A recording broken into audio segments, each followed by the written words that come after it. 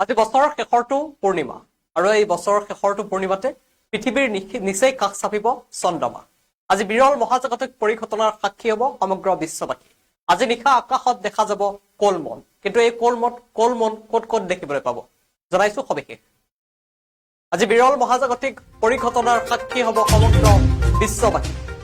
আজিৰ আকাশত নিশা দেখা যাব কলমন।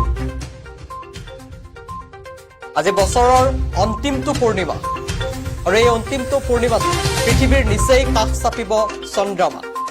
শীতকালত এই চন্দ্ৰক কোৱা হয় কল্ড মুন। ইয়াক দীঘল ৰাতিৰ চন্দ্ৰ বুলিও কোৱা হয়, কিন্তু ভাৰতত দেখা নাপাব এই কল্ড মুন। গ্ৰীণলেণ্ড, আইচলেণ্ড, উত্তৰ পশ্চিম ইউৰোপত দেখা যাব কল্ড মুন। পুনৰবাৰ জনাইছো, আজি নিশা আকাশত দেখা পাব কল্ড মুন। এই বিৰল মহাজাগতিক পৰিঘটনাৰ সাক্ষী হ'ব সমগ্ৰ বিশ্ববাসী। আজিৰ নিশা আকাশত দেখা যাব কল্ড মুন।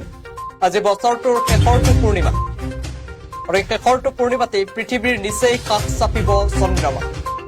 আজি নিশা পৃথিৱীৰ নিচেই কাষ চাপিব চন্দ্ৰ। শীতকালত এই চন্দ্ৰক কোৱা হয় কল্ড মুন। ইয়াক দীঘল ৰাতিৰ চন্দ্ৰ বুলিও কোৱা হয়, কিন্তু ভাৰতত দেখা নাপাব এই কল্ড মুন।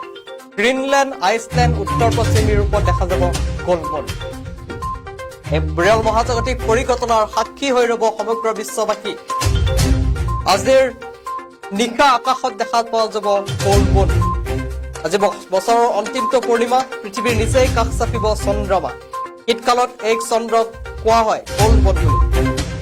ইয়াক দীঘল ৰাতিৰ চন্দ্ৰ বুলিও কোৱা হয়, কিন্তু ভাৰততহে দেখা নাপাব এই কল্ড মুন। গ্ৰীণলেণ্ড, আইচলেণ্ড, উত্তৰ পশ্চিম ইউৰোপত দেখা পোৱা যাব কল্ড মুন। আৰু এই বিৰল মহাজাগতিক পৰিঘটনাৰ সাক্ষী হৈ ৰব সমগ্ৰ বিশ্ববাসী।